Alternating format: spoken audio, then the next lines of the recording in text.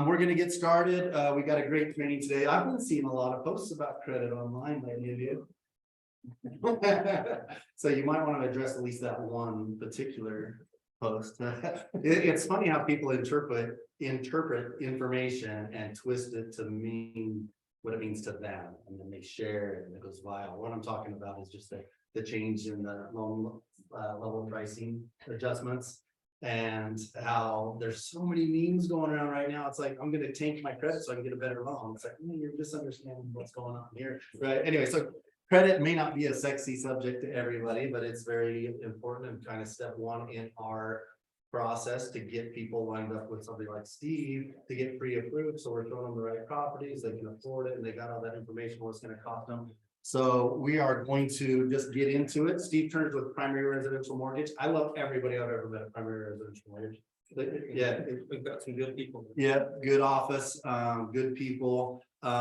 Steve is a new relationship to me, and that's part of my favorite thing about doing these trainings is you all introduce me to the people that you've worked with that you like, and we get to share and build our network and our relationships and everything like that. So John Romney's here in the house. And that's how we're fortunate enough to have Steve here. Is John, you guys had a conversation at one point, and one of you reached out to me and suggested that Steve should do a training for us. So we're happy you're here. I'm putting John on the spot here because he didn't know I was gonna do this. Ashley said you should probably ask John to introduce himself. Oh, I will, but it'll be That's okay. no, love you, bro. So just maybe you guys working together or trying to think of something nice to say about him. Oh, that's easy. And then you just kind of come up and I'll share the screen and we'll rip into it. Okay, awesome. No, so Steve and I have done quite a few transactions together and they've all run smooth. But one of my favorite things about Steve is there's always a plan B or there's always a plan C. Like he can run all different scenarios. He's been in the business a long time, so he knows how to run them and just very creative, but everything goes smooth. And that's what I love about it. And even if there's a little bit of a hiccup in credit, he has ways to handle that fairly quickly as well. So it's just been fun working with him. And now I'll turn the time over to him. Awesome. Thanks, John.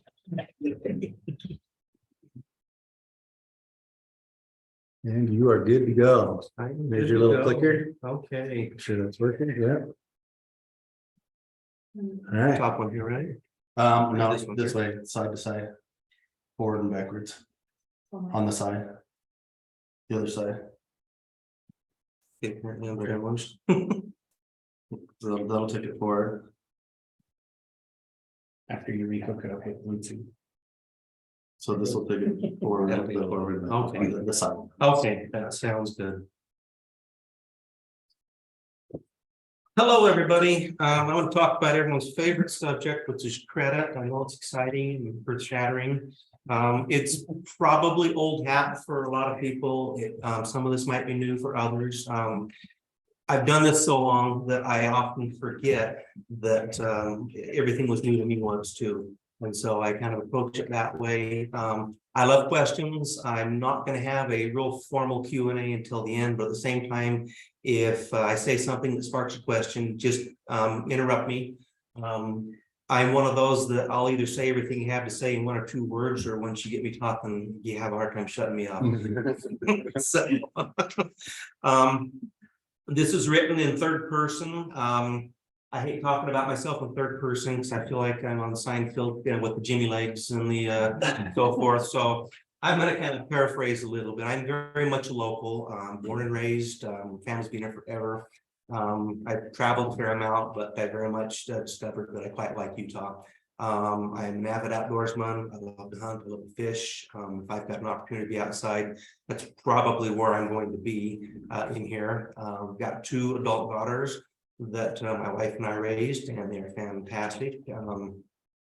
I have 1 granddaughter who is 7, and I love to spoil her every chance I get. Not to brag, but I'm her favorite. I can understand. And so from there, I've been in the business for a long time. I started last century in the mid to late 90s, and I've been doing it ever since. I very much love the education process, and it's exciting helping people get into their first home. And so a little bit about Primary. Some of you may know Primary, some may not. We're a national lender. Primary's been around since 1998. And I probably should be looking at there, so I'm looking at people. So hello, everybody. Primary is oftentimes we joke at the office that it's Utah's best kept secret because we're better known back east when our corporate headquarters is actually here. I've spent most of the last 18 years doing stuff at our corporate office, in addition to running the branch. And I have for the last 7 or 8 years been the answer guy. When our divisions or branches get stuck on what they can or can't do or rules for certain things, I'm the one that they would call. I just recently went back to just running a branch. And so I'm excited to be out and talking with people again and rebuilding the network and focusing on doing loans in there. Primary does everything. There's English. There's some flyers that are here that you may notice that we've got over 300 different programs. We really do have over 300 different programs. And so the idea is we want to match up something that's appropriate and fits for the borrower scenario. And that's the reason why we have 40 different programs. And in years past, we've been one of the top 10 FHA lenders in the nation. And so big company, a lot of resources, a lot of support. How many states are you in? The only states we are not licensed in is New York. I don't know if that will ever happen. And I'm trying to think, there might be 1 or 2 others that we're not currently licensed in, but we Also in the Northeast. yeah. I'm drawing a blank on which ones they are, but yeah, they're eastern in there. We've got a heavy presence in Florida and the New England area. And so got a lot of branches back that way. And so first, a quick little history lesson so we can kind of figure out how we got to where we are with credit today. And I think it's a little bit interesting, and I think it also helps us understand the role credit plays in where we are today and the decision-making processes that happen with lenders when loans are being originated, or even after they're originated and they're being securitized or sold in the secondary market in there. And so the idea of consumer credit in the 19th century would have been foreign to most banks. Most credit was only given out on a business level. It was to start a business, and that's where things went. And it was a lot of relationships, which has a lot to do with our industry. It's a lot to do with relationships.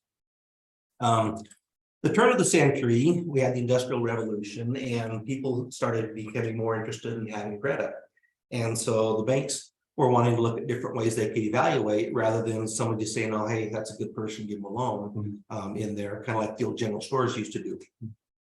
And so back in 1899 was when the Retail Credit Company in Atlanta was formed. And so that was a day or two ago. They actually in the 1970s were renamed as Equifax. And so that's how long Equifax has been around. And in 1912 was when the credit managers formed an association and they started collecting and evaluating data. And in the 1970s was when they really started working that together. And that was when Equifax hired a company firm called Fair Isaac and Company, which they're the ones that created the FICO score. That's what FICO actually stands for, Fair Isaac Company in there. The others came along a little bit later. You basically have 3 big bureaus. You got Experian, TransUnion, Equifax. They all look at the same data, but they all have a little bit different algorithms that they use when they're putting together the credit scores. And so as a result, there can be a bit of a difference in there.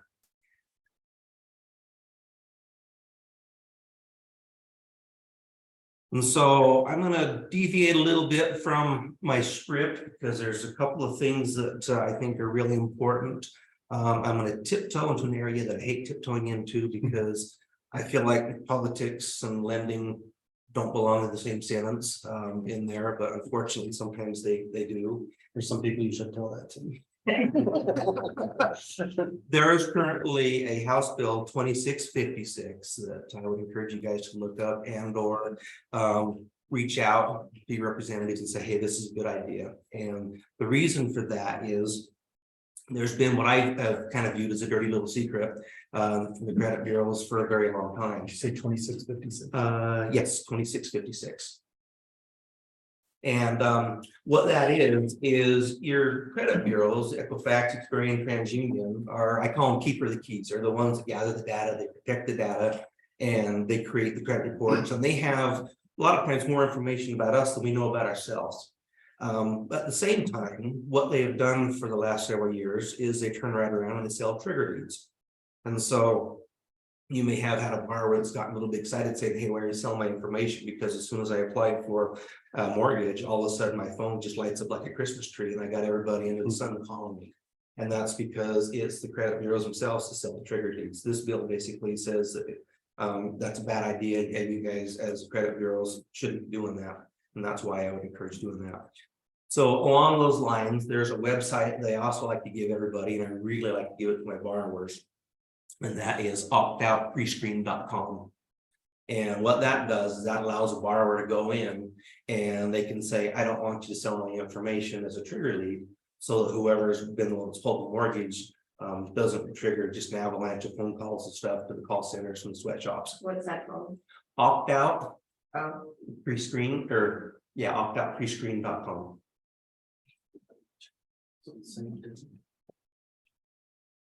Wrong one here. So let's jump into some numbers a little bit. And so everyone always wants to know how they got a credit score. If they don't have a credit score, how do I instantly get a credit score? Those types of things. There are ways to instantly generate a credit score. I generally am not a huge fan of those. If someone offline wants to talk about that, I can explain how that works. But the biggest thing that I like to point out is underwriters and investors are aware of those as well. And so sometimes they work, sometimes they don't. As often as not, they don't work if someone truly doesn't have any credit and they're trying to instantly get credit. And if we look in here, we see 35%. And so the biggest part of what generates a credit score is just having a history. Lenders are effectively looking at it and saying, how have you paid your bills in the past? That tells me how you're likely to pay your bills in the future. It's no guarantee of anything, but it does give them something to evaluate. And so until there's something to evaluate, there's nothing to evaluate. From there, they look at the amount owed. They want to see how you're actually managing it. This is easy to get lost in the weeds here. But as you're looking at different types of credit, what I always quick to point out is a mortgage will carry the most weight, good or bad, as far as generating a credit score. And so having a timely payment on a mortgage is going to carry the most weight. Now, having said that, things like credit cards, they're a double-edged sword. So they can help you get credit real easy when you don't have credit. But if you carry high balances, it'll start working against you in there. And so that's one of those things to keep in mind. And I'll address that a little bit more in there. The 15% really gets into the length of history. As you get more and more established in your credit, little bumps are less of a big deal. But if you're brand new, you've got one account, it's 9 months old and you make a late payment, it's just going to tank your scores. But if you've had credit for years, you've maybe had 2 or 3 houses and you've paid off several cars and you go on vacation, you forget to pay the visa until you get back, that's not necessarily going to be a big deal. It's not going to hit your credit too much because you've got established credit. Now, one of the things they look at is new credit. This is where I sometimes go off on a tangent when I talk about occasionally you get someone that's behind the 8 ball or trying to juggle everything, and they use their Discover card to pay their Visa that they just used to pay their American Express that they just used to pay their mortgage or rent. And so when someone's applying for credit, part of what goes in the mix is they want to see if you're applying for credit and getting turned down. And if so, they want to know why, or if you're just shopping for a car, shopping for a mortgage. Those are weighed a little bit differently, but that is stuff that's kind of considered in there. And they're also going to look at the types of credit. Are you, out shopping for a car? Are you applying for payday loans? Are you applying for credit cards? All of those are going to impact stuff a little bit differently, and it's all looked at and goes into the algorithm. And so I'm going to skip this slide because I basically just rambled on about it, unless someone wants me to go back into it. And I'm going to skip this slide too. But I do have a pop quiz, and no worry, you just have to stay afterwards and do homework if you get it wrong. So, who wants to be the person to answer the question here? And so which do you think is going to affect your credit most negatively? A $15 collection that you just recently paid off, the $10,000 medical collection from 5 years ago, or a $100 collection from 3 years ago? I'm gonna go see, You're gonna go see? because that would be just stupid, Yeah. because it's so small. You're gonna. Oh, no, we all should. And so this is where I think the experience and understanding credit comes off in a big portal way. The analogy that's often used here is when you're out hiking in the woods, are you more worried about seeing a bear or a mosquito? Most people just say bear, and bears can eat you in there. Okay. Slowly. But at the same time, mosquitoes carry nasty, crawly things like West Nile virus, Asian bird flu, stuff like that. That could be just as deadly in there. And so from a credit scoring standpoint, the reason that's going to hit you harder is that's going to show as recent activity on a derogatory account, even though it's only $15. And Has so nothing to do with the amount. it has nothing to do with the amount. It's all got to do with that shiny new activity on a derogatory account. And so what I would tell my clients there is we're going to pay that collection off at closing, not before closing. Medical collections, the nice thing about them is when you're doing a government type loan like FHA or VA, USDA, you can typically just straight up ignore them. Your other types of collections, not so much. But a lot of those, if it's a collection from 3 years ago, it may have already been paid, just isn't reported correctly. If you ignore them, do you have any freedom to do any sort of credit adjustment or anything based on the score? It's still scored the same because they have this collection. It is. Now, from a credit scoring standpoint, that's all going to be impacted. There's not really a whole lot that you can truly do from a scoring standpoint. In fact, side note, this, whoops, I'm getting everyone excited here. A conversation that I've had many times, it's often awkward, sometimes really intense, is, in fact, it'll be part of the presentation here a little bit later, but you see it a lot with people that are divorced and they apply jointly, they've got a mortgage, and the judge says, this is your mortgage, this is not your mortgage anymore, okay? Original documents all says both their mortgages. It's going to report on the credit reports both their mortgages. And so if the person who is assigned the mortgage does not pay the mortgage on time, it will impact the credit score of the other. The only way for it not is for them to actually pay it for them. And so that's often what at times when someone's been assigned a mortgage, yes, they're legally assigned that. Yes, with documentation, I can ignore any late payments, but it's not gonna ignore it from a credit scoring standpoint. So there's been many times that I've recommended, we want to refinance that loan and get that out of their name. And so those are different things to approach and look at with them. Okay. So this is often where I will give the optoutprescreen.com information, because when you're applying for a loan, the lenders are going to want to pull credit. Now, I'm a little bit different than a lot of lenders because most lenders, first thing they want to know is, can I pull your credit? Can I pull your credit? Can I pull your credit? I need to pull your credit. I don't know what I can do with it. I'll pull your credit. That's the conversation everyone has.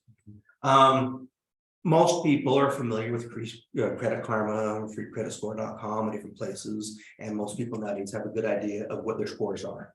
And so I'll run numbers based on what we think they are. They're not going to be hard numbers because it's not an actual credit report. And during that time, I'm counseling them to maybe use opt-out pre-screen. Because if you do a hard credit inquiry, again, that's going to trigger that avalanche of trigger leads in there. And so another trick that lenders will sometimes do, which is a good thing, is they do a soft pull. A soft pull is not something that can actually be lent on, but it doesn't trigger leads in there. From there, what we look at is officially having your credit pulled is only going to drop by 5 points. I can tell you, having done this for a long time, that that's not necessarily accurate. 20 years ago, I would have said it would drop you by a good 20 or 30 points.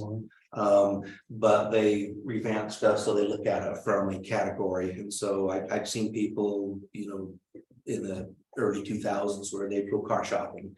And you come in, you pull it up, and there's this Larry H. Miller and all these different car loans. And they got a credit score in the mid 600s. And I'm looking at their credit report, and it's pristine. There's no derogatory, there's no collections, there's no judgments, there's no late payments. And I'm kind of scratching my head saying, what's going on? And then I see all these incomes in there. And so now officially what they do is they look at it as a category. So if you're applying for a mortgage, yes, you can shop. It's not going to lower it that much, but it will lower it. And if you're shopping for a car, then it'll show that yes, you're shopping for a car, and you got a window of time, which is usually a couple of weeks to 30 days, where you can have multiple polls, and it's not really going to affect your credit. As long as it's within the same category, right? Yes, yes. Yeah. Now, I didn't hit some of the stuff on that screen because we're going to actually look at bits and pieces of an actual credit report. And so I'll address a lot of that then, but my throat's getting dry, so we're going to have a second. Industry-wide, most everyone refers to credit scores as FICO. The reality is each credit bureau has their own name for it and terminology. And so when I use the term FICO, I'm not necessarily referring to an actual FICO score. It's just basically jargon refers as a credit score. I'll either refer to as a credit score or FICO score. From a lender standpoint, the vast majority of programs out there, what they're going to do is they're going to pull the credit for all the borrowers, and they're going to look at the lowest middle credit score for all the borrowers. And so this is where sometimes I will be using my wife gets mad when I use this example. But let's say my wife has a really great credit score. She's got an 800, and let's say I've got like a 650, and we apply for a loan together. Okay, she's got this stellar credit, but with me alone, everything's going to be qualified on that 650 credit score. And so if she has the income to carry the loan, it would be smarter for her to do that loan without me because she can get better terms. And so I will oftentimes look at that because it's not uncommon where you've got couples or you got 3 or 4 people that are in there, and one person's got stellar credit and someone doesn't. Maybe someone's got a lot of collections and judgments. And so at that point, you want to step back and say, okay, can we make this application work without this person as an actual borrower? Because these are the terms that are available if we can, or if we need their income, we have to move forward. Then these are the terms that we're looking at. These are the programs we're looking at. And that's where, as a lender, and having someone who understands that, to me, is a really valuable thing to have. Mhm. And so, but there's something when we're looking at all of our credit scores that we want to be mindful of, is there is a lot of different credit scores out there. And this is one that conversation that how do I want to put it? I've had this conversation a lot with my oldest daughter. And so she loves Credit Karma. She loves free credit reports, and she looks at those numbers that they get as if they are gospel honest truth. And then she gets mad at me when I say that's not really necessarily your credit score. I said that gets you in the ballpark. It's not like totally false. I said, but that's not something anyone can lend on. And I've seen 30, 40 point spreads between different ones with what they're at. Now, with that in mind, I think they're useful. I think they're good. And if someone is monitoring their credit, encourage that all day long. Just be aware that when it comes time for getting an actual loan, that's not the number they're going to use. Okay, we want to do some myth busting. Yes. This is where I hear all kinds of really weird things from people. And sometimes people will even get a little bit animated and excited and saying, you're right. So the biggest one when people are trying to improve their credit scores is they think that carrying a balance will improve your score. That's not necessarily true. The keywords that I use that I really kind of drill down is open and active. That is what is going to generate your credit score. That is what underwriters want to look at, and that's what generates your history. So if you've got a credit card and you're paying it off every month, that's good. Or if you're carrying a small balance here and there. This is also where credit cards are a double-edged sword. As a rule of thumb, if you're only carrying about a 30% balance of your available credit, that's going to boost your scores. That's going to work for you. But as soon as you start tiptoeing into that 50 and 60% where you've used most of your credit, it actually starts working against you. And so that's where it's, there. And then the other one we just talked about, there was only one credit score. There's lots of credit scores Yeah. out there. And this is one that to me, sometimes I get frustrated and especially if I'm working with someone trying to build credit and I just want to reach out and shake them and say, what were you thinking? A lot of people want to close out the credit card. They got themselves in trouble, they got way in, they finally got that damn thing paid off, and I'm tearing it up, And so if you want to take your scissors out and cut it up, that's awesome. It feels good. But you didn't really do anything because the card's still open. They're gonna send you another card in there. But if you call them up and say, yeah, close it out, I'm done. I don't want any more. Okay, that no longer is credit that's available in the mix and it'll actually lower your credit score.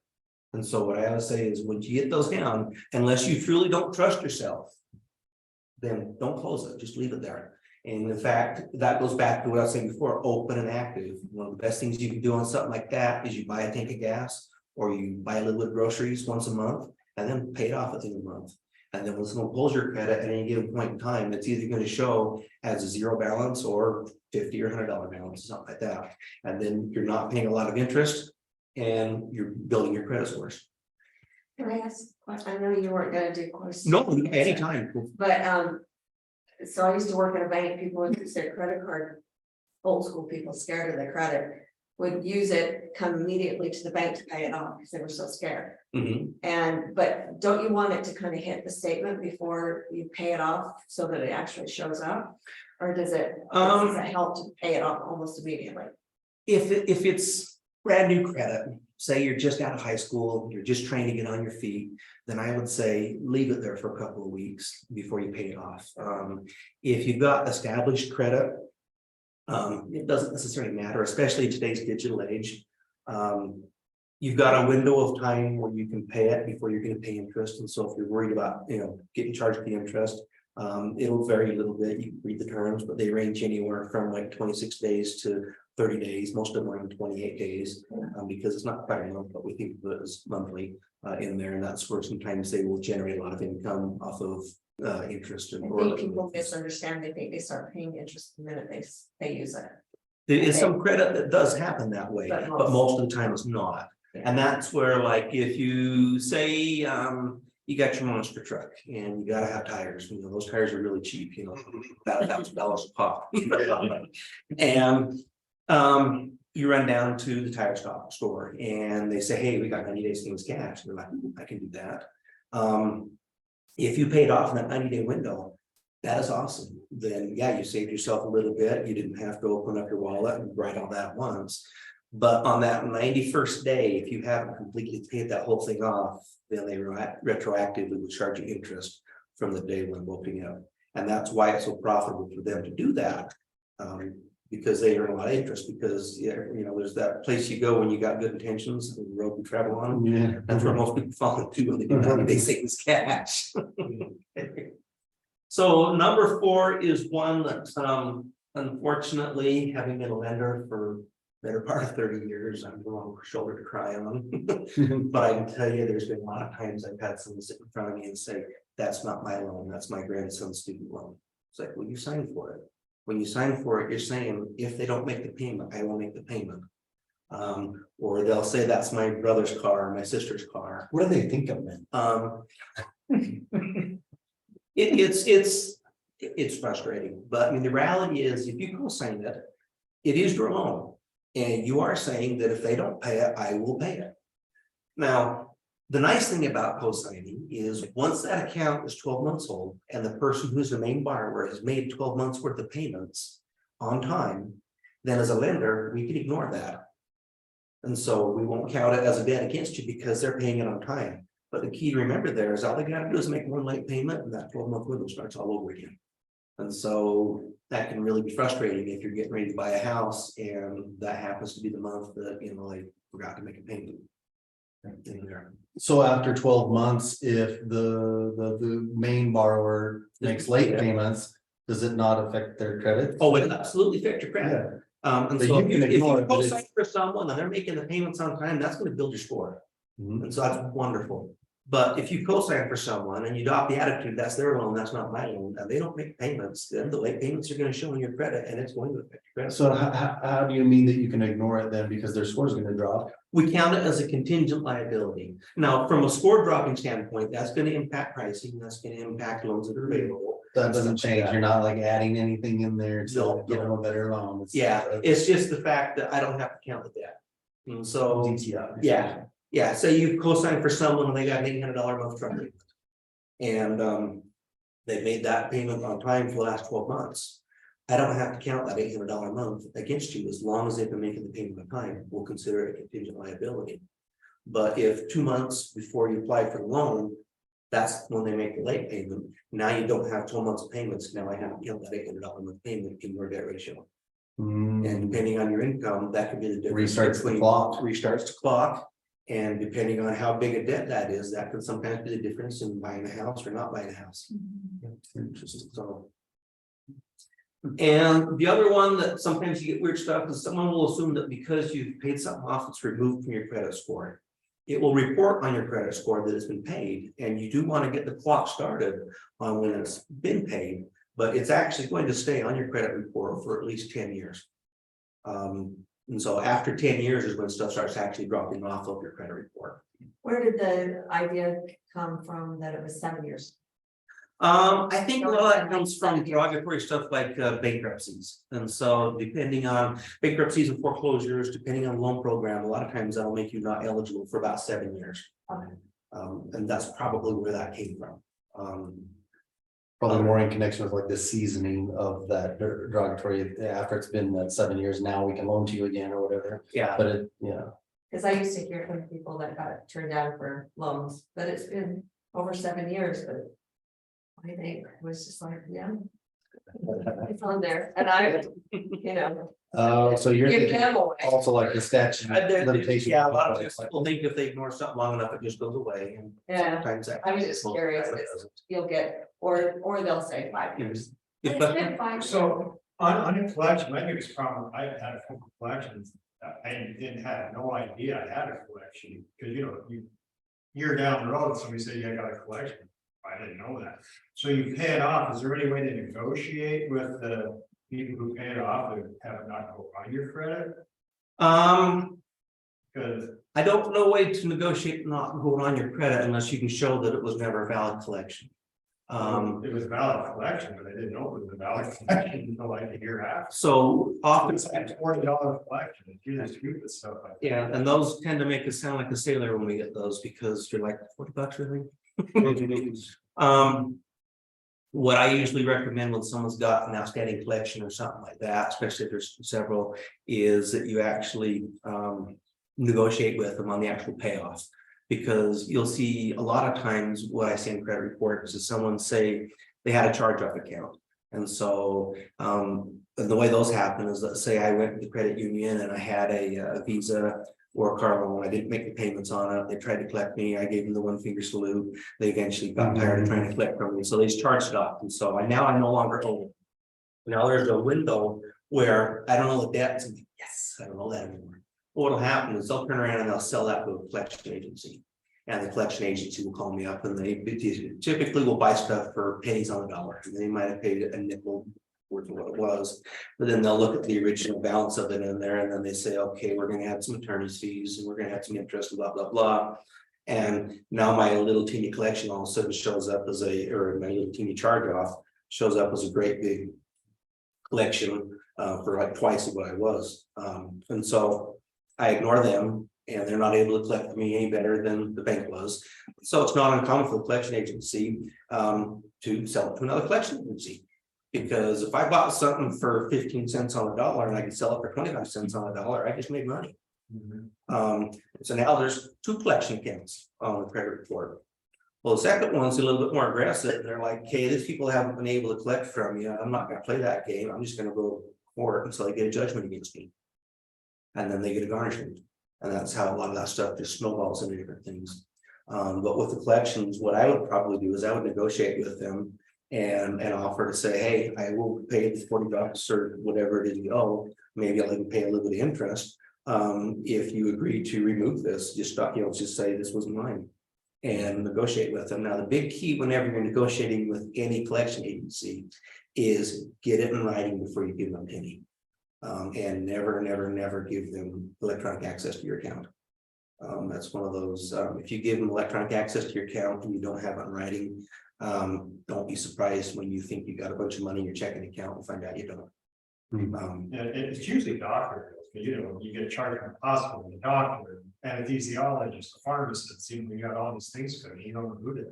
Yes. Pay out for a while. Yes, and I would talk with them too, especially if there's insurances involved, because there's this charge if it's paid by the insurance and that one if it's not, and most of the time the right hand doesn't know what the left hand's doing. Right. And so it's a major inconvenience, but I would get on the phone with all of them, start calling, see what I can get. I have a question for clarification. You mentioned it was like the first collection company has it, they bought it for whatever they bought it for, then they resell it. Or they sell the debt to another collection company. You said now you've got two collections on your credit card. So even though it's the same debt, Mhm. that can turn into 2, 3, or multiple collection accounts in the same debt.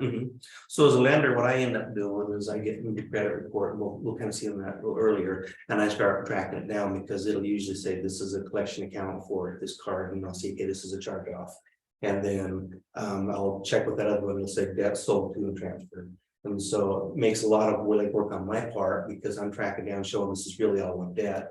It looks like it's multiple debts, but really it's just one. So you can batch them together, but what happens to their score? If it's, That's where it's ugly because that doesn't affect your score.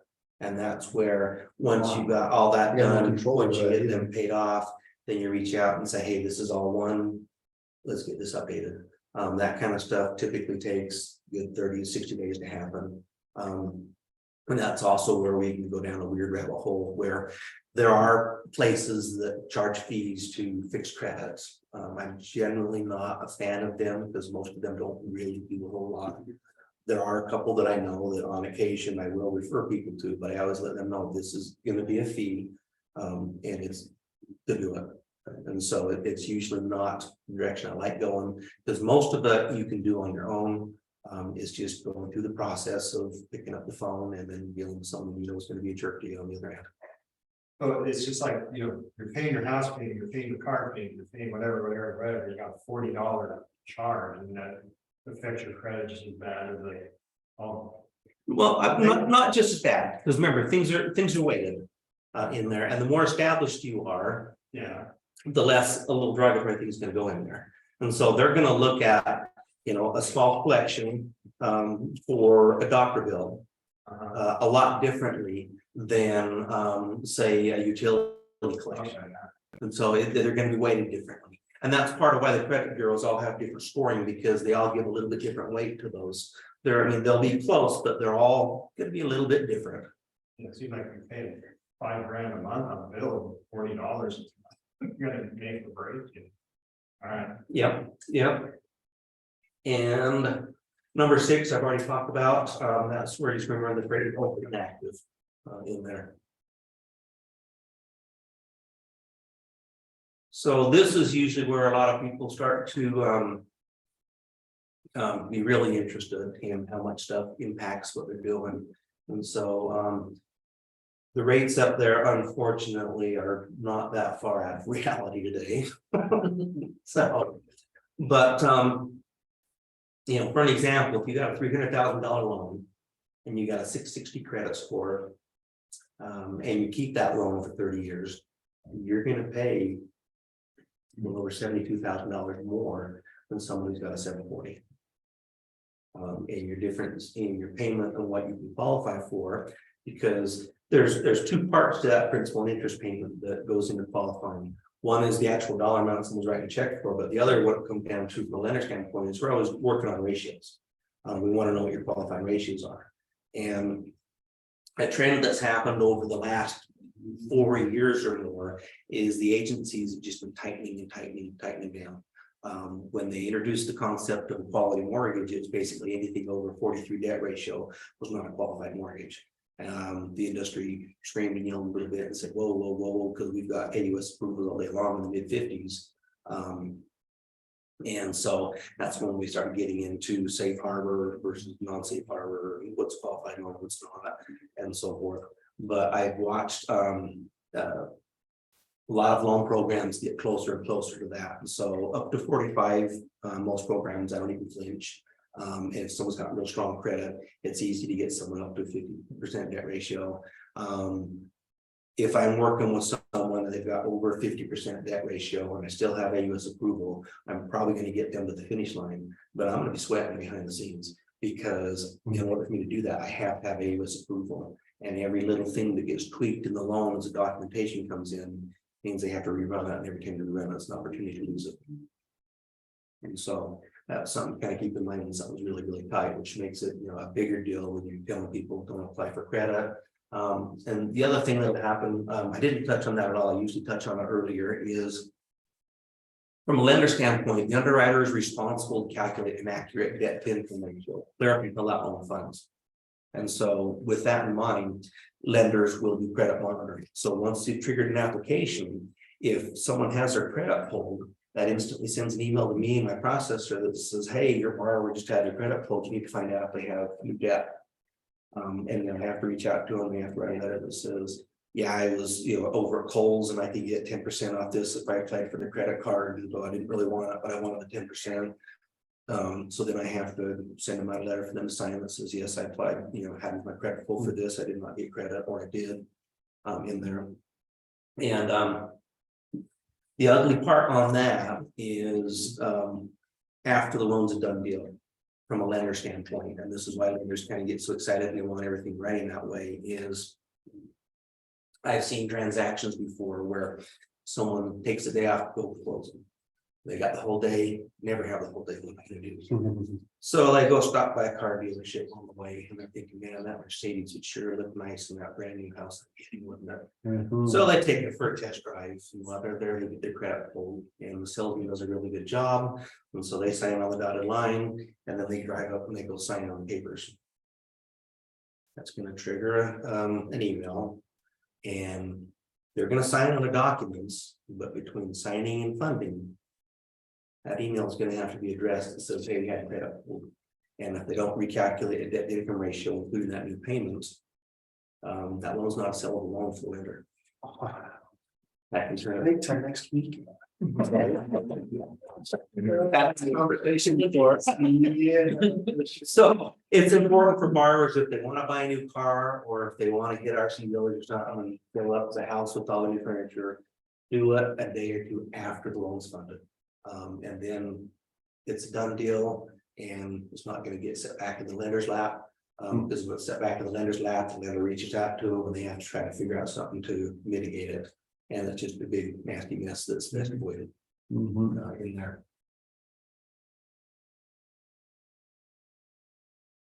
So I don't know how many of you have actually looked at a credit report. They come in different formats. This is Credco in there, but this is where a lender starts to learn more about you than you know about you as you're looking through those types of things. I'm going to bounce around a little bit rather than hitting all of these, but basically the top little bits where it's going to give a credit report number, and it's going to say when it was pulled and so forth. In fact, I'm curious, is there anyone downstairs? Because lunch is supposed to be here at 11:30, and I don't know if that call was them saying I'm here or not. Yeah, there's Nikki's down. Okay. Reception desk. Okay, I'm just assuming it was something else there. Okay.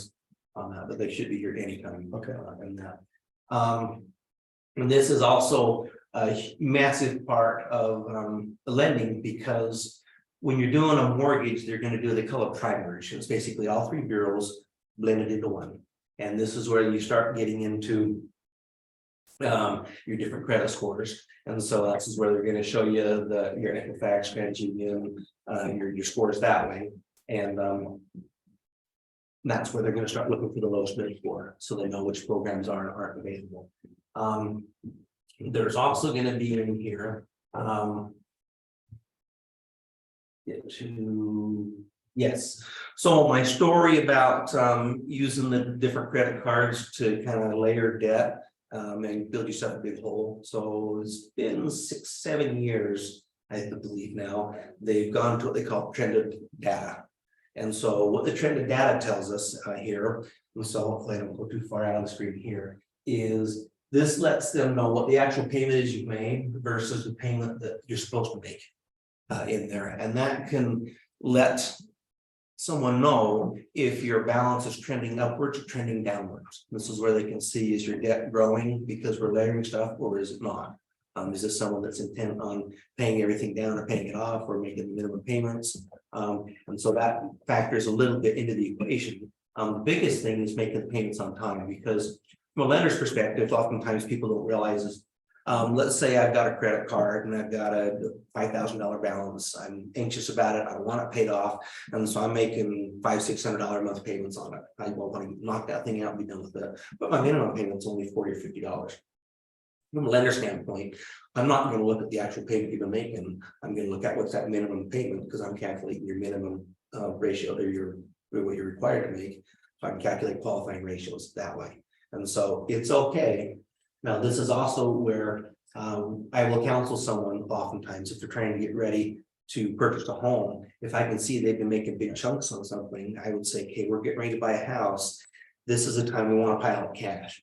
So what I would say is, unless we need this debt knocked out so we can ignore it, what we want to do is stop making huge big payments there, and that big payment you've been making, start depositing that in the bank, because you want some savings for either reserves or down payment in there. And that's where we can kind of assess what's going to be the smartest way to approach stuff to get somebody where they want to be.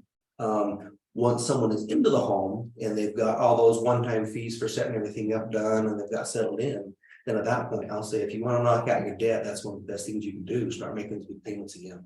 And so that's where you kind of shift gears depending on where you're wanting to go through stuff.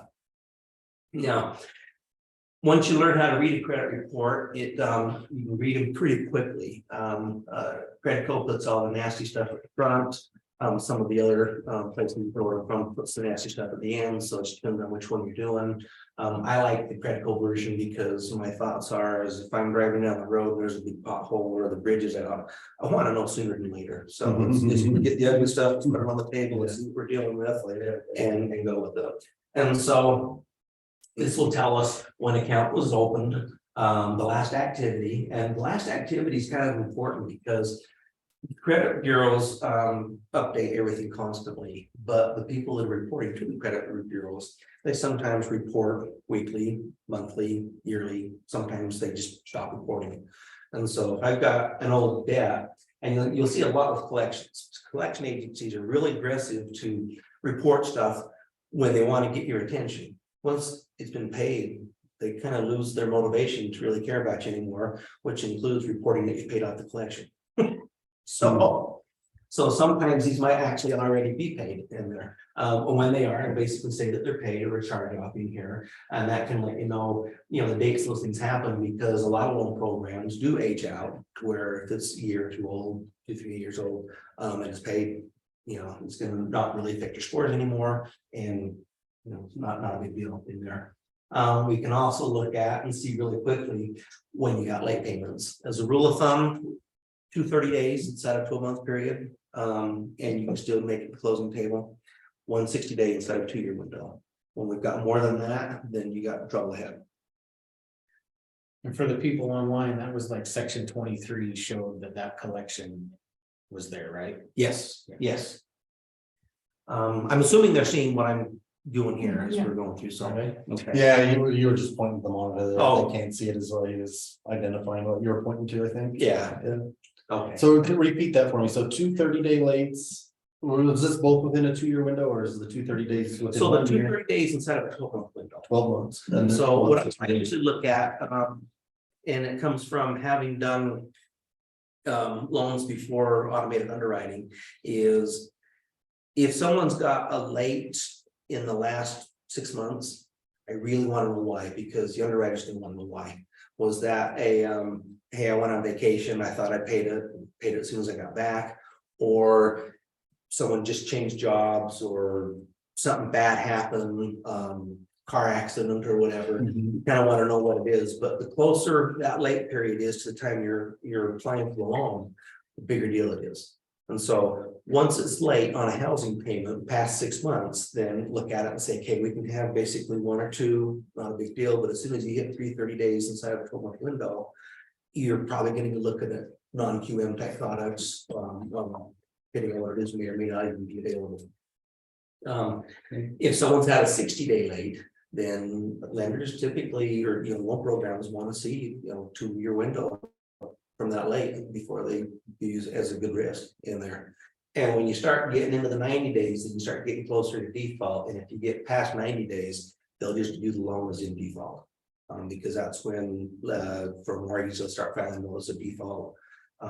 Basically the pre-foreclosure, those types of things. And so those are, you can kind of give someone an idea where they're at and where things are headed to.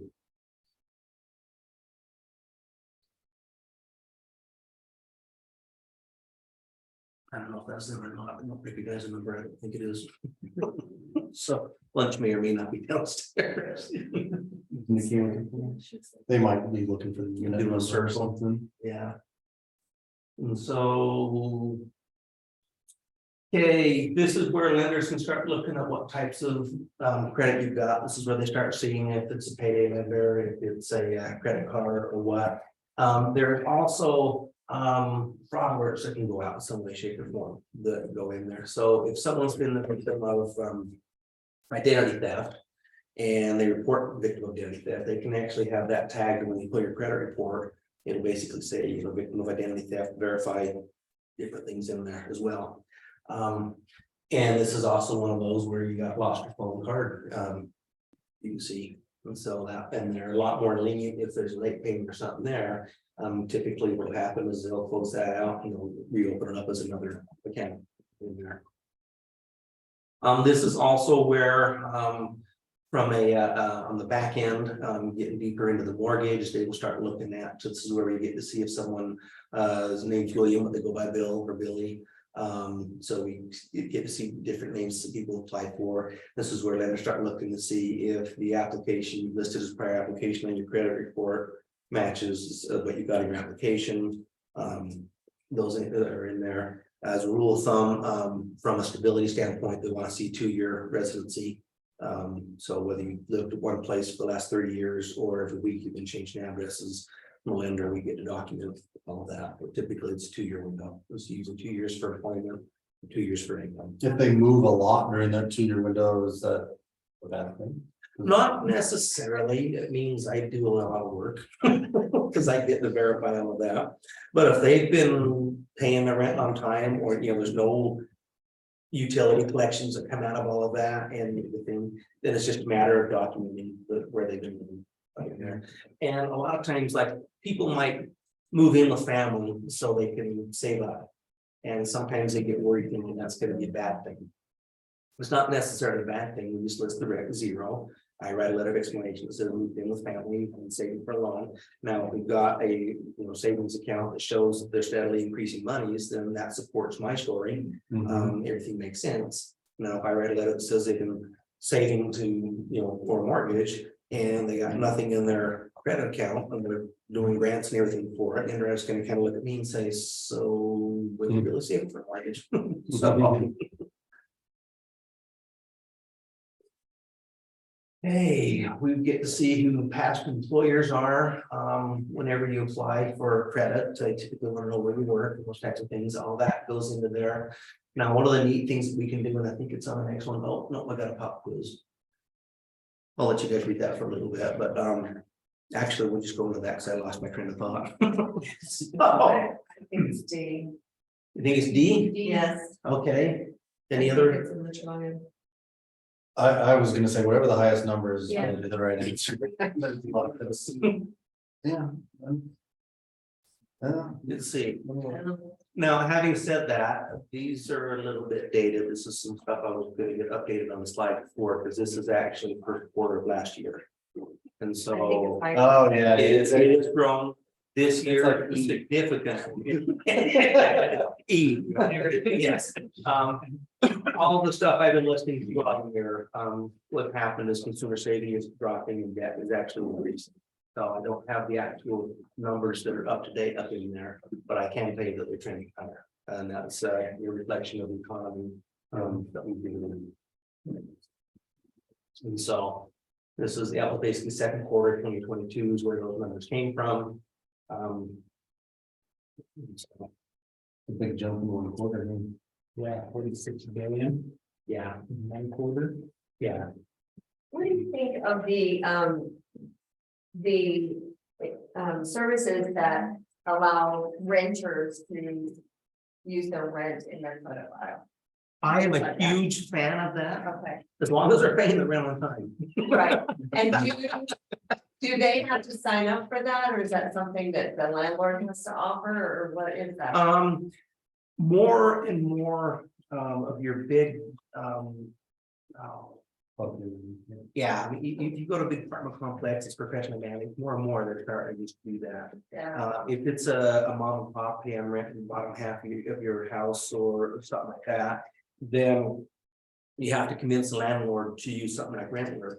And so what happens that way is instead of the tenant making payment directly to the landlord, they make the payment through Rentler then forwards that money to them and reports whether the payment was on time or full. Rattler just does that automatically. They do. Yeah, they have to sign up for it and get Okay, set up. and that is, that's something that's pretty good on the rec, like it doesn't show. Well, it goes back to if they're making the payments on time. Because from a lender, just like on a credit report, the most important thing they're looking at is your housing payment. And so if I've got a mortgage, then it's easy to see what the housing payment was. But if I'm taking someone who's a renter, I want to see how well they paid the rent on time, because a lender's going to do that the same way they would a mortgage payment.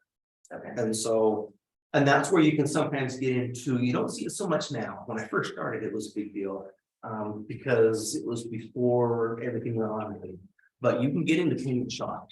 And you'll see that more of a thing when you've got a young borrower, maybe in the early 20s. They're just kind of getting established a little bit, and maybe they've been staying with mom and dad, and maybe you got the other person who, let's say they just graduated college, and they've lived with mom and dad the whole time, and they've got car loan that they made 4 or 5 payments on, and they've got the credit card that they made 2 payments on, and now they want to buy a house. And that payment is going to be 50% of their income. And this person never actually paid rent in their life. The underwriter can say, yeah, on paper you qualify, you got good credit, but I'm worried about payment shock. You don't have a history of making this payment. I want to know that, this is a huge chunk of money that you're going to have to pay. Versus someone who maybe they've been paying rent or they've got a house, maybe they've got a really high debt income ratio, but I'm taking them from, say, a $4,000 a month payment to a $3,500 a month payment. They've made that $4,000 a month payment on time since the loan been in existence. Maybe we've got a 55% debt ratio. They're not going to look at that and say they're actually paying less money than they've been, but they've been paying that on time. Yeah, this is good risk. And so that's where they look at those 2 types of things in there. So it's more in manual underwriting where they. It is. Now, typically, rent, when it's not reported on the credit report, becomes a manual process. The underwriter wants to verify that they last rent, last 12 months. When it's on the credit report, that's not a less of a manual process, because they can look at that and they can see, okay, for the last 12, 15, 10 months, whatever that payment is, they paid the rent on time according to this. And from an underwriter and an investor standpoint, they are more likely to take and accept that as acceptable documentation than when you're renting from mom and dad. And we send out the verification of rent and they say, have they paid the rent on time? My mom and dad are, yes, they do. What if their rent is only $650 and, say $650 a month, and then all of a sudden they want a house payment and that's gonna be $2,000 a month. Mhm. But I mean, is that what the shock that you're talking about? That's where it can get into payment shock. Okay. Now, when we're working with agency type loans where we get to run automated underwriting on it, it is really rare to get into payment shock. When you get into payment shock is when a loan is downgraded to a manual underwrite for whatever reason, or if you're working with a non-agency type loan where the whole thing's a manual process, and whoever that lender is that we're working with that's going to provide the money is probably who's going to actually service the loan as well. So they're not looking at it, can I bundle this up and sell it and make it be someone else's headache? They're saying, no, they're coming to me because they can't qualify for these types of loans, and I'm going to get the whole thing. Since I'm the lender of last resort, I'm going to be the one who's going to have to call them up saying, hey, you're going to make a payment this month. I want to be comfortable they can make a payment. Thank you. I'm seeing in fourth quarter, it says 986 billion, so from first to fourth quarter, it went up 100 billion. You just looked at that. I did, Oh, yeah, that's wow. insane. So it's almost to $1 trillion. I knew it was. I knew it was. Big numbers, they're hard to comprehend sometimes. Wow. I hear that on the, the radio when you're driving around when they come on it. Consumer data, and it's. Yes, and so, rather than just going off the slide, the question I always like to ask is, what do you think the lowest credit score is that someone like me can do? The lowest, I've heard like there's in the mid-fives, isn't there? You can get a loan. 500. 500, it's a low. Yeah, when you get below 580, it gets a lot more difficult in there. Below 580 and FHA says you gotta have a 10% down payment in there, but you can. Having said that, referencing back to the slide before where you can see how much that impacts your credit scores. This is where I oftentimes get on my soapbox, because from a lender standpoint, it's really frustrating when you get everyone into the home, you have the closing, everyone's smiling, happy, shiny faces, and then someone has their housewarming cocktail party and showing off the new house and everything they did, and then everyone wants to know, what rate did you get? What rate did you get? Okay, and if someone has a rate that's higher than what someone else got, the first thing they say is, "Oh man, you got screwed." Yeah, right, because that's no factor that can sit. Yeah. They don't know that person's situation. And that also leads into what we talked about before we got started, which for the last several years, the agencies have really been coming out with loan level pricing adjustments based on all kinds of things. And they've got the new ones that are just starting to come into effect now. Where they are, the big thing that the FHFA is on right now is they call it duty to serve. And I put a lot of pressure on lenders saying you need to help people get loans that otherwise wouldn't. This is your duty to give them. And they've really been huge. Fair lending is a huge big thing, making sure everyone's being treated right. There's no disparate impact, those types of things. And it's kind of an extension, making sure there's no discrimination going on, and a huge extension of no redlining, those types of things. But when lenders get audited, those are the big things they're looking at, is those types of things. And so with that in mind, your debt ratio, that will impact your credit, your rate. Your credit score, that will impact your rate. Your loan size, that will impact your rate. The loan type, whether it's FHA or conventional or not, those have huge impacts on that one. And your loan to value, the higher your loan to value is going to, so a lot of times when you get what I call the marketing rates, they're either you do have lenders out there that are willing to make up stuff that doesn't exist, but they're oftentimes quoting someone who's putting at least 25% down, and they've got a 750 or higher credit score. And then they often quote stuff without escrows and different things, so they can make out the numbers look really, really good. And if you are a borrower in that position and you want to do that, great, they exist. If you're the average borrower that's got 5 or 10% down or less, first time home buyer, then you're going to have the conversation real quickly when you call them up and they say, "Oh, that was Wednesday's rate," or you don't fall back to that rate, or they just don't answer the phone.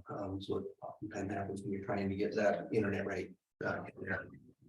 And so things that you can focus on to try to boost your credit and get it in there. Number one is, it's brought to you by Captain Obvious. And from there, just letting time roll, so there becomes something for someone to evaluate, and then pay attention to how much you're using from a credit card standpoint. As you pay stuff off, don't instantly close it out, and this is where you go back into open and active, because that can help build stuff going in there. Only plan for credit that you need. Most lenders now will send borrowers some version of, now is not the time to apply for a lot of credit, now is not the time to do those types of things. And so that's one of those, if you want to get the discount to close or something like that, this is not the time to do that. Do that after, because each one of those inquiries has to be addressed in a lender standpoint, and the inquiries can dock your credit a little bit. From there, the most difficult thing of all of that, especially for people like me, is be patient. From there, and this is like I was saying before, your credit karma, your free credit report, those are smart things. I have actually, having been the victim of identity theft a couple times in there, I'm actually a huge fan of credit freezes. I like those. I do work with their own radio all the time. The owner originally ran a big billboard with the Social Security on there. I think of their name. LifeLock? Yes, LifeLock. I do work with LifeLock. I like them. Now, the advantage of a credit freeze is it makes it so someone can't really use your credit for anything. Now, the disadvantage of it is when you want to go car shopping or mortgage shopping or anything that involves credit, you have to unfreeze your credit. It only takes a minute. So, I keep mine frozen and I do it out of self-preservation so that I don't say yes. Add an extra Say, step in and there. you could save 10% if you know, Yes. because I know my credit's locked in, so I have to say no. yeah, and so I'm not I'm a fan of those, but in any event, I think it's good to monitor so that you got a good idea if someone is, especially in today's day and age. It is, if you guys haven't had someone try to use your information for something, all I can say is that day will come. I mean, it's just the world we live in. So. And this is the formal Q&A. I don't know if we had a bunch of questions out there. We added a slide on there. If you want to skip to the next one, so it goes on Zoom or anybody here can just grab your contact. Oh, okay, perfect. Perfect, we'll do that. We'll do I have a Q&A. question. Okay. What would you recommend as far as like helping, we have a 16-year-old daughter, Mhm. when can she start building credit? And I don't even remember when how we started building credit, I have no idea, Okay. but I just wanna do it, like, teach my kids properly. Do you have any tips? Um, for that?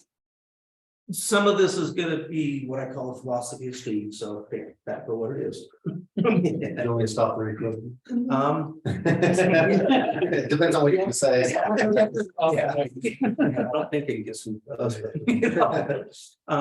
What I would do is start involving them with the monthly bills a little bit, so they can see how you're planning stuff, and so if you do budgeting. And so they can kind of start doing, I'm a huge fan of doing budgets. And most people, and my oldest daughter included, all they see a budget is these are things you can't do. And it's like, no, this is just being deliberate with your money. This is saying, this is what I've got, this is where I'm gonna spend it. And it's okay to spend every single penny you got on paper so that you know where it went. But I would start with someone who's younger, and 14, 15, 16 is a good time. Just set them down with that. Now, if you really want to help them build credit, one of the things that you can do is you can make them an authorized user on one of your credit cards. And you don't necessarily have to give them the card. But what'll happen is that'll actually start reporting on their credit. And then it's still your card. And what'll happen is within a few short months, it'll actually generate the credit score.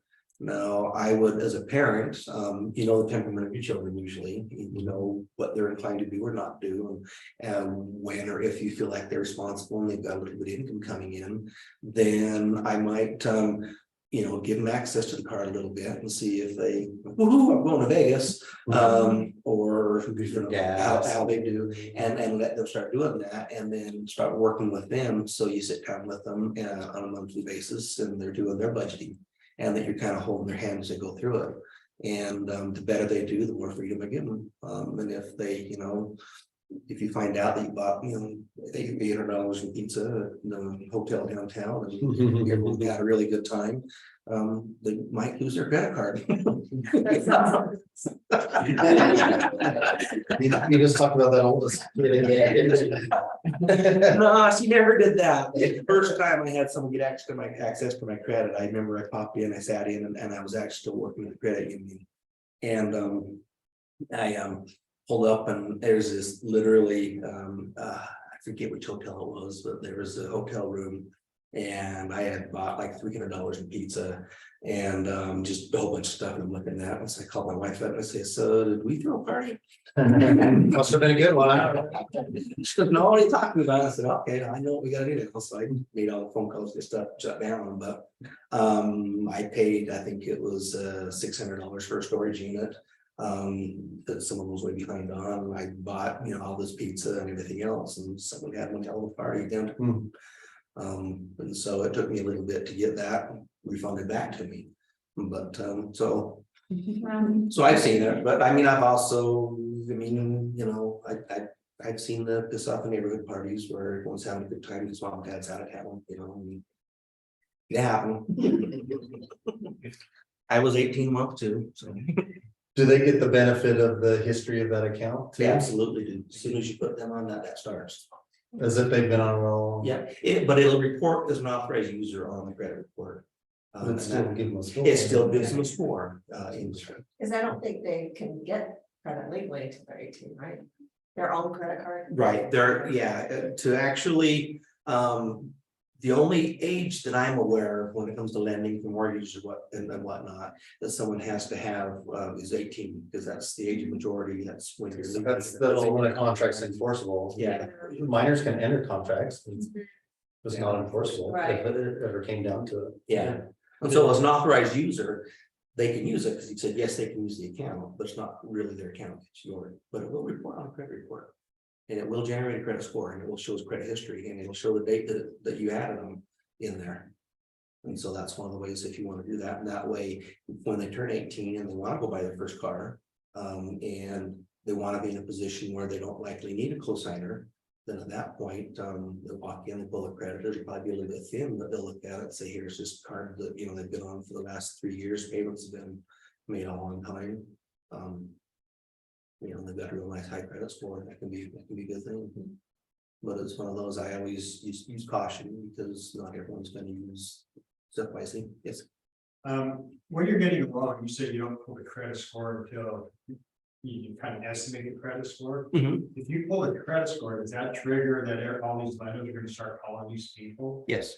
So that's another reason. That's the number one reason. I mean, prior to the getting as bad as it is now, I would often just pull it and say, hey, you're gonna get a bunch of phone calls, just ignore them. Right. But and they've been doing trigger leads for I don't know how many years now, at least 10 or 15. It's worse now because more people are It's- buying them, you mean, so. Well, I think it's, and this is the conversation you and I kind of had before, is I feel like the market right now is a little bit of a hangover from the last couple of years. Because with rates where they were and housing prices where they were, I mean, everyone just couldn't trip but do loans or sell houses. And now we're in an environment where rates have gone up to more, where they've been closer historically, and they're more in line with the actual markets. They're not artificially kept lower. Feds have done that for a few years. And so a lot of people are upset and thinking, well, I want a 2% rate. We're like, so why? I would love to give you a 2% rate, you know, they're not there. And we're also in an environment where inflation is eating really hard at people's buying power. And all those things come in, and so the market's been low. I mean, a lot of people I talk to, you know, they're scared. They're like, what are we gonna do? What are we gonna do? I know people have gotten out of business. And I view it as now as a time to go to work, and the low hanging fruit isn't there anymore. So we gotta go to work, we gotta talk to borrowers, we gotta let them know that this is a good time to buy it. Houses are still gonna appreciate, people still need a place to live. You know, the 20-something years old, 30-something years old that have been living in mom and dad's basement, they still want their own place. You know, and so the idea is let's make it happen. And that's where, you know, I've heard a lot of people saying, and I think it's a great saying, which is, you know, marry the house and date the rate. Because you can either buy now, once you buy now, you start to participate in the appreciation process.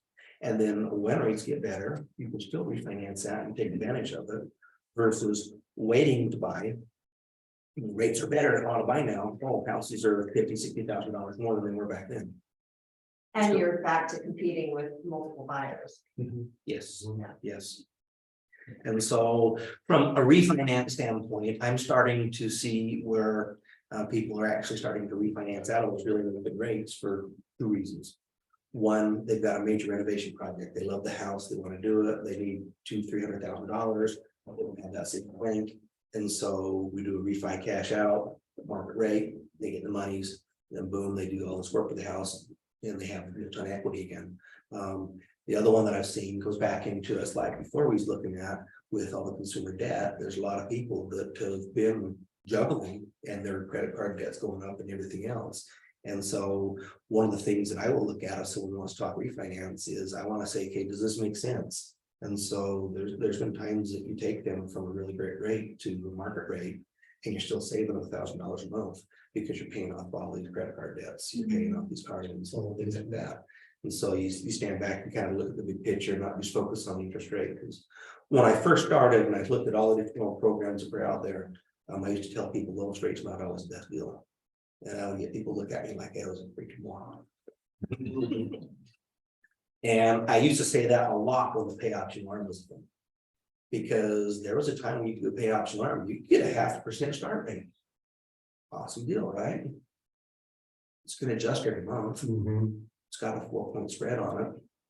And so you're making a payment based on a 0.5% of this huge loan amount. But you're accruing extra interest every month on a loan that when you get to the real interest rate, back when market rates were in the 6s and 7s, that was oftentimes in the 8s. And so you got negative M happening in there. And so there was a lot of times when those were available that I would try and talk people out of them, because what I would tell people is if the only way you can afford this house is with this loan, you can't really afford the house. It's temporary. Yeah. And so if someone was really hell bent on going down that path and doing it, it's like, okay, so, you know, I've told you, I don't think this is in your best interest, but if you really want to do it, let's do it. Let's get it done. Sign this disclaimer. I told you not to. I probably talked 10 people out of them for every one that I did. But those, you know, that was to me a perfect example of this has gotten this phenomenal, great rate, but it's not necessarily a good loan. Now, those loans, I think, get a bad or worse rap,